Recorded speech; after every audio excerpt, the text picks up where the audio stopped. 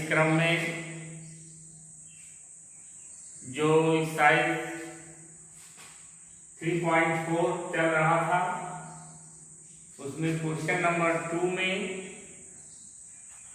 6 भाग थे, जिसमें आज हम आपको तीसरा भाग,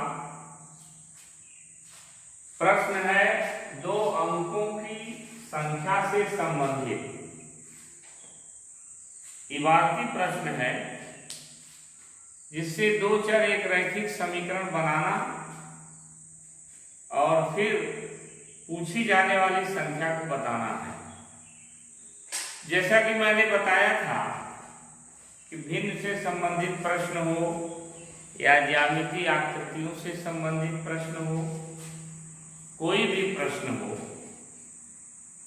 ये कुछ कॉमन बातें होती हैं। जैसे भिन्न में हमने बताया था कि कॉमन चीज क्या है, तो हम मान लेते हैं कि अंश x है, हर y है, तो जाहिर सी बात है कि हमारी भिन्न क्या होगी, x बटा y हो जाएगा।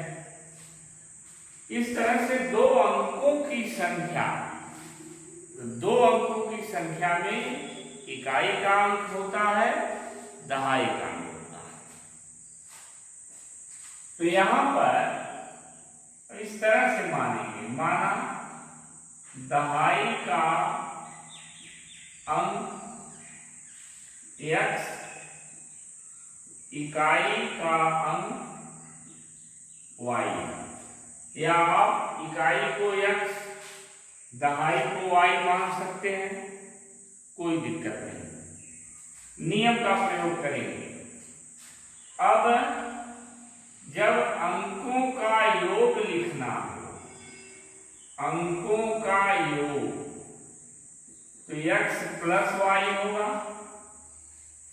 यानी अंकों का योग मतलब दहाई का अंक प्लस इकाई का अंक। लेकिन अगर संख्या लिखनी हो तो संख्या के लिए सूत्र होगा 10 गुणे दहाई का अंक प्लस इकाई का अंक, इकाई का अंक, ये होगा। फिर प्रश्न करता है अंकों का स्थान, अंकों का स्थान बदलने पर प्राप्त संख्या, तो 10। अब यहां पर 10 दहाई का अंक यानी 10x प्लस y, ये संख्या होगा। अब अंकों का स्थान बदल, मतलब कि इकाई का अंक दहाई के स्थान पर आ जाए तो उसका स्थानीय मान 10 गुना हो जाएगा, और इकाई का, ये कुछ चीजें कॉमन होती हैं जो 2 अंकों के संख्या से संबंधित प्रश्नों में लिखना होता है। यदि इनके बीच कोई संबंध या कोई शर्त होती है तो प्रश्न के अकॉर्डिंग, प्रश्न के आधार पर थोड़ा और सरल बनाने के लिए हम समझा दें। मान लीजिए हमारे पास 2 अंकों की एक संख्या है 45। जब अंकों का योग होगा तो अंकों का योग इसका क्या होगा, तो 4 घन 5 बराबर 9। लेकिन संख्या कैसे लिखी जाएगी, तो यहाँ दहाई के स्थान पर 4 है, इसका स्थानीय मान 40 के बराबर होगा। 10 गुणे 4, इकाई पर 5 है तो 1 गुणे 5, जो कि 1 नहीं लिखा जाता, तो 4 घन में 40, 5 45। अंकों का स्थान बदल देने पर जो मिलेगी तो क्या होगा, अंकों का स्थान बदलने पर, अंकों का स्थान बदलने पर, तो बच्चे समझ रहे होंगे, 54 हो जाएगा, या 10 गुणे 5 घन 4, मतलब इकाई का अंक दहाई पे आ गया। अब 10 गुना उसका हो गया, तो ये 50 और 4 54 हो गया। ये कॉमन चीजें होती हैं। अब हम अपने प्रश्न पर आते हैं। तो प्रश्न हमारा है कि दो अंकों की एक संख्या जिसमें अंकों का योग 9 है। तो हमने मान लिया दहाई का अंक x है, इकाई का अंक y है, तो अंकों का योग x प्लस y है। तो प्रथम शर्त के अनुसार x प्लस y बराबर 9, यह दो चर एक रैखिक समीकरण का रूप हो गया। अब कह रहा है कि इस संख्या का 9 गुना, इस संख्या का 9 गुना और अंकों का स्थान बदलने पर जो प्राप्त होती है उसका 2 गुना, यानी इस संख्या का 9 गुना और संख्या के अंकों को पलटने से जो बनती है उसका 2 गुना बराबर है। अब तो संख्या तो हमने अभी लिखा नहीं, अब हम लिखें संख्या। तो संख्या हो गई आपकी 10x धन y और अंकों का, इसको आप लिख सकते हैं मूल संख्या, और अंकों का स्थान बदलने पर प्राप्त संख्या, ये 10y धन x। अब दूसरी शर्त इसके और इसके बीच में लगी है, बहुत ही आसान है। संख्या का 9 गुना, जैसे द्वितीय शर्त के अनुसार ये हो गई संख्या, मूल संख्या, और ये अंकों को बदलने पर प्राप्त संख्या। तो क्या कह रहा है कि मूल संख्या का 9 गुना और अंकों को बदलने पर जो प्राप्त होती है उसका 2 गुना बराबर है। ये शर्त है हमारी।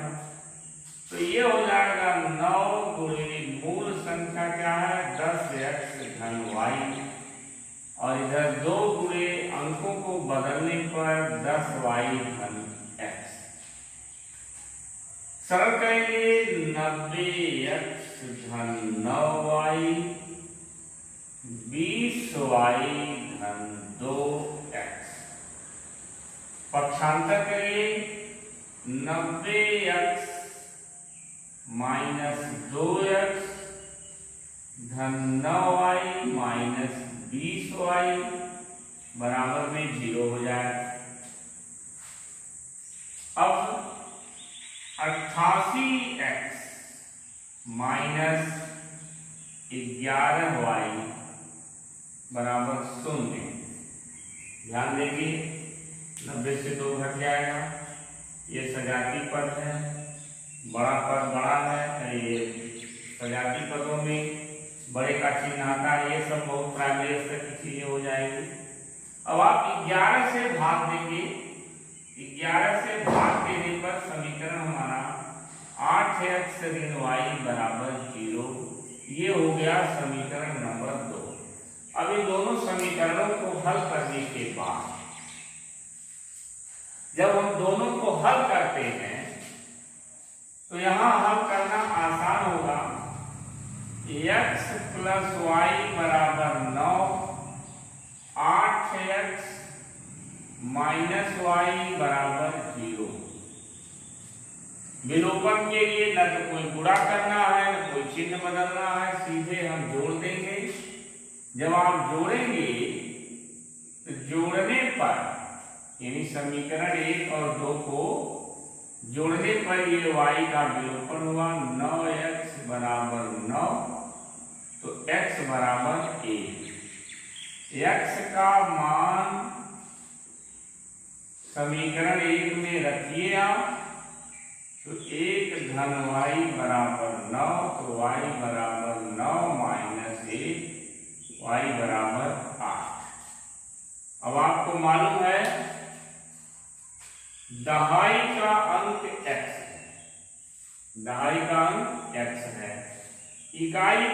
अंक y है 8 आया, दहाई का 1 आया। अब छोटे स्तर का बालक बता सकता है कि संख्या हमारी 18 हो जाएगी। 10 गुणे 1 धन 8। तो प्राप्त होने वाली संख्या मूल संख्या 18 होती है। अब हम इसकी जांच करेंगे, क्रॉस चेक करते हैं कि हमारा प्रश्न सही है या गलत है। इसके लिए अब पहली शर्त क्या है? पहली शर्त यह है कि अंकों का योग 9 होना चाहिए। तो संख्या प्राप्त हो गई है 18। इसके अंकों का योग, ये समझाने के लिए केवल लिख रहा हूं, प्रश्न आपका आ गया। तो 1 धन 8 बराबर 9। फिर क्या रहा कि मूल संख्या का 9 गुना, और जो अंकों को पलट देने से, अंकों को पलटने पर क्या मिलेगी? 81। यानी इकाई दहाई पर आ जाएगा, दहाई इकाई पर, उसका 2 गुना। ये बराबर होना चाहिए। तो आप चेक कर सकते हैं, ये बराबर है 9 8 72 के 2 हाथ लगा 7, 9 कम 9 7 16। यहां पर देखिए क्रॉस चेक होता है, उत्तर हमारा सही है। अब बाकी के 2 प्रश्न और बचते हैं, जिसे हम आपको समझाकर इक्वेशन बनाना बता देंगे और आप उसको गृह कार्य के रूप में करेंगे। तो बाकी के 2 भाग जो बच रहे हैं हम उस पर आते हैं।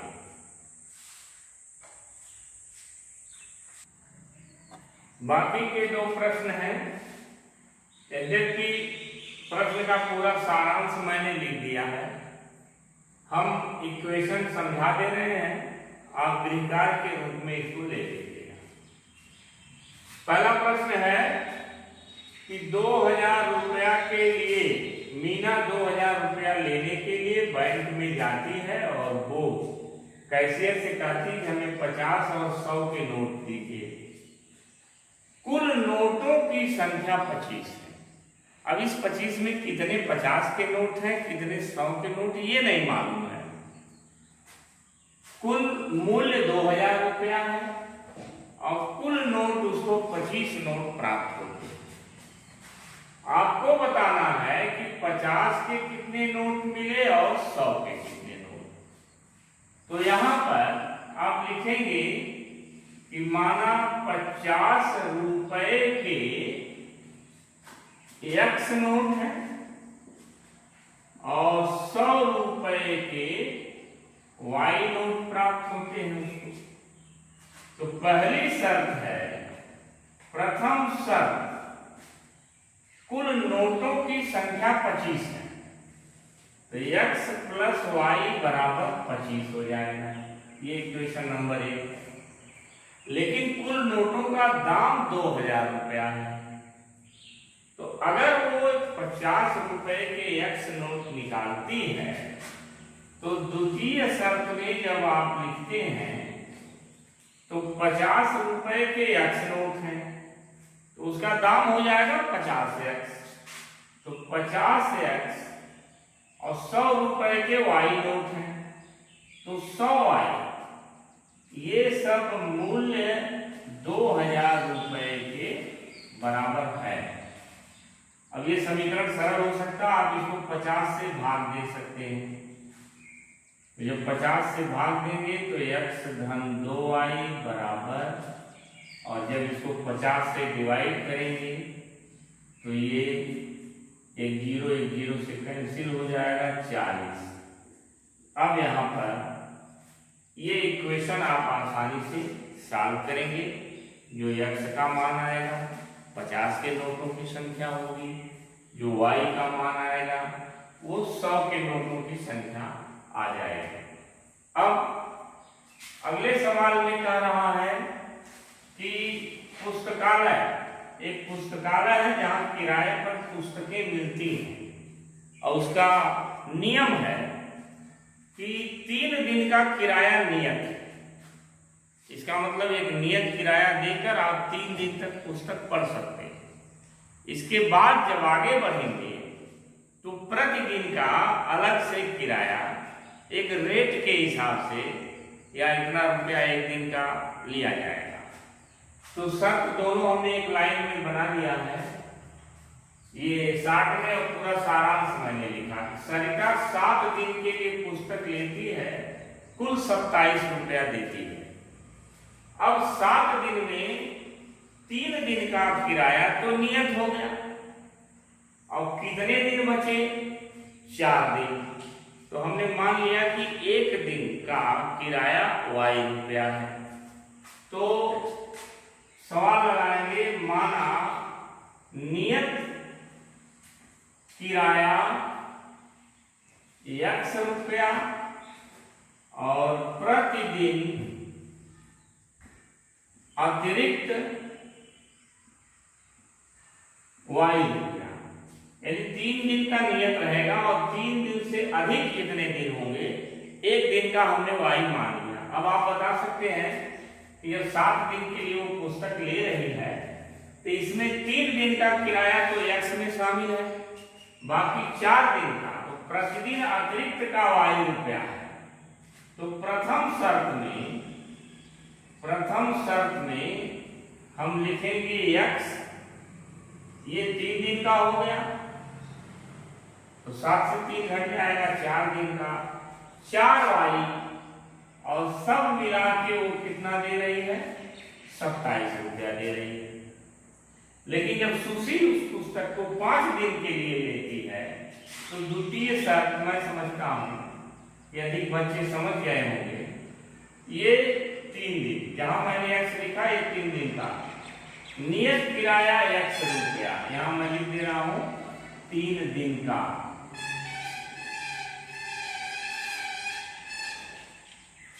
अब इसका अतिरिक्त कितना दिन बच गया? 2 दिन। तो 1 दिन का y हमने माना प्रतिदिन का अतिरिक्त y रुपया है, तो ये हो गया 2y। अब ये सब मिला के कितना दे रही है? 21 रुपया। इस प्रश्न को लगाने के लिए विलोपन आसानी से कर सकते हैं। आप विस्तार पूर्वक लगाएंगे, हम हिंट दे रहे हैं, घटाइए 2y 6, y बराबर 3, और y का मान किसी एक समीकरण में रख दें तो 3 चौका 12, और यहां रख पे आप 27 से 12 घटाइए तो 15 रुपया नियत किराया हो गया और 1 दिन का 3 रुपया हो गया। तो ये 15 हो गया और 1 दिन का 3 है तो 4 3 12, 15 27।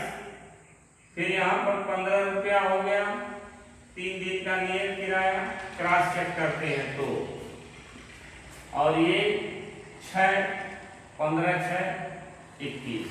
इसे आप विस्तार पूर्वक लगाएंगे, हम केवल हिंट दिए हैं।